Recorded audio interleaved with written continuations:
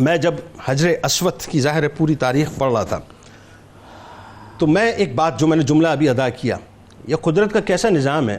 پتھر تو پتھر ہوتا ہے ظاہر ہے، لیکن یہ پتھروں میں وہ پتھر جسے جنت سے ظاہر اتارا گیا، اور کیا اسے شرف عطا کیا گیا. میں تو سمجھتا ہوں سب سے بڑا شرف یہ ہے کہ اس نے بار بار سرکار علیہ السلام کی زیارت کی، رخ انور کی، بار بار دستہائے مبارک کو بوسے دیے ہیں، لبہائے مبارک کو بوسے دیے ہیں. لیکن کمال دیکھیے آپ کہ اتنی افتاد آنے کے باوجود بھی یہ اپنے مرکز سے جدا نہیں ہوا. میرا خیال ہے اس سے بڑی اسے کیا کہیے گا آپ، اسے فیضان کہیے گا، کیا کہیے گا. لیکن آغاز کرتے ہیں.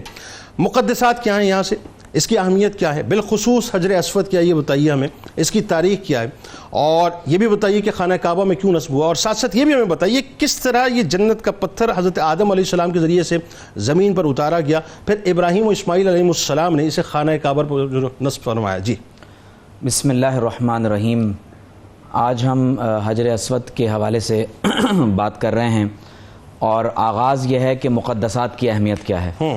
جنید بھائی، مقدس ہونا یہ دراصل نسبتوں کا کمال ہے. واہ!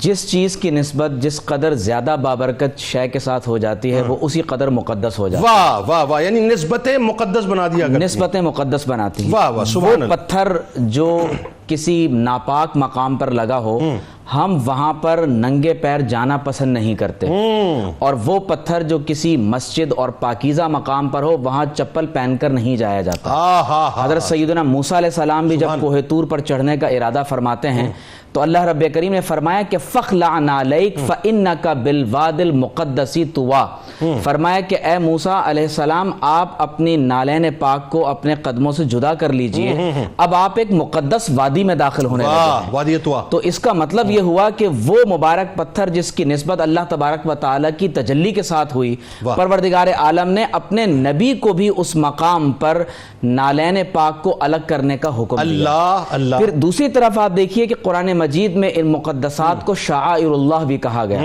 شاعر شاعرہ کی جمع ہے جس کے معنی ہوتے ہیں نشانی. ٹھیک ہے. تو اللہ رب کریم نے فرمایا وَمَن يُعَظِّمْ شَعَائِرَ اللَّهِ فَإِنَّهَا مِن تَقْوَى الْقُلُوبِ.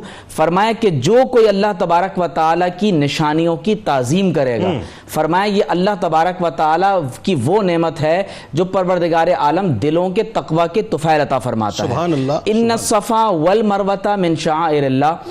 صفا اور مروہ بھی دو پہاڑیاں ہی ہیں، پتھر ہیں، لیکن اللہ تعالیٰ کی ایک نیک بندی کے قدموں کی نسبت کی وجہ سے پروردگار عالم نے انہیں شعائر اللہ قرار دے دیا. بی بی حاجرہ سلام اللہ علیہا کے قدموں کی برکت. قدموں کی برکت. سبحان اللہ. اور پھر فرمایا یا ایھا الذین آمنوا لا تحلوا شعائر اللہ ولا الشہر الحرام ولا الہدی ولا القلائد. وہ قربانی کا جانور جو اللہ کے نام سے منسوب ہو گیا، اس کے گلے میں ڈالے جانے والا پٹا، یہاں تک کہ وہ مبارک مہینہ کے جس کو اللہ رب کریم نے حرمت عطا فرمائی، فرمایا یہ اللہ کی نشانیوں میں سے ہے، اس کی حرمت کو پامال نہ کرو. چاہے زمزم کو دیکھیں، چاہے زمزم کو آپ دیکھیں، صدقہ اسماعیل علیہ السلام ان کے قدمین شریفین سے جاری ہوا. فرمایا والبدن جعلناها لکم من شعائر اللہ. فرمایا کہ قربانی کا جانور جو اللہ کے نام سے منسوب ہے وہ بھی اللہ کی نشانی ہے. اور پھر آج پتھروں کا ذکر ہو رہا ہے، اور مقام ابراہیم ہے نا، تو وہ ابراہیم علیہ السلام کی سجدہ گاہ بنا دیا. ابراہیم علیہ السلام کی قدموں کی نسبت سے وہ سجدہ گاہ بن گئی. کل امتوں کے لیے اللہ رب کریم نے اس کو سجدہ گاہ بنا دیا. فرمایا وَاتَّخِذُوا مِن مَقَامِ إِبْرَاهِيمَ مُصَلَّى. فرمایا کہ اس مبارک پتھر کو جائے نماز بنا دیا. اور جنید بھائی آپ دیکھیے کہ حدیث شریف میں ہے کہ امت، یہ بڑی قابل توجہ حدیث ہے، فرمایا امت اس وقت تک خیر پر قائم رہے گی جب تک ان مقدسات کی حرمت کی تعظیم ہوتی. آج اگر حرمین طیبین میں ان مقدس مقاموں کی حرمت کو پامال کیا گیا تو امت میں خیر باقی نہیں رہے گی. یہ پوری امت مسلمہ کی الارمنگ سچویشن ہے.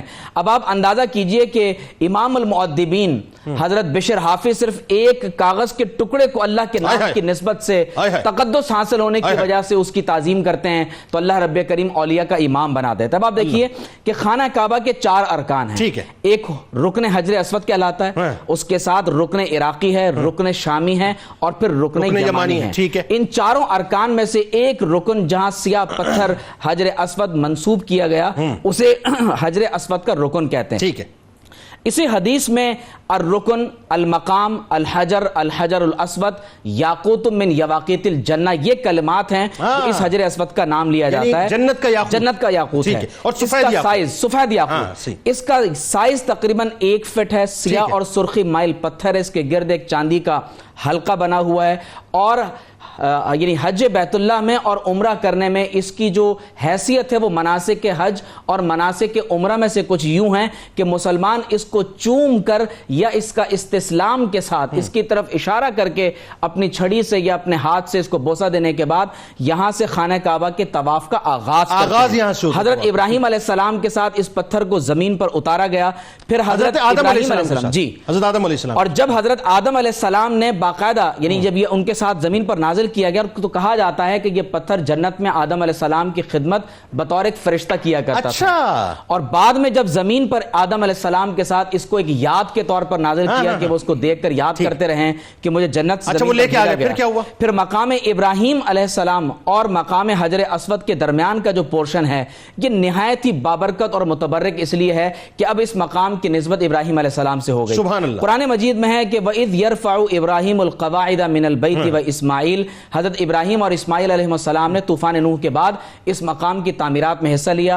طوفان نوح کے وقت اس کو جبل ابو قبیس میں محفوظ کر دیا گیا. ابراہیم علیہ السلام نے اپنے بیٹے سے فرمایا کہ میرے بیٹے ایک ایسی علامت تلاش کرو بطور پتھر کہ ہم اس کو یہاں پر نصب کر دیں اور یہ یہاں سے نقطہ آغاز بن جائے کہ لوگ یہاں سے خانہ کعبہ کا طواف کیا کریں. اس مقام کو جب یہاں نصب کر دیا گیا, اس پتھر کو یہاں لگا دیا گیا, تو اب قیامت تک کے لیے یہ اہل امت کے لیے, امت مسلمہ کے لیے نقطہ آغاز ہے اللہ رب کریم کی بارگاہ میں عبادت.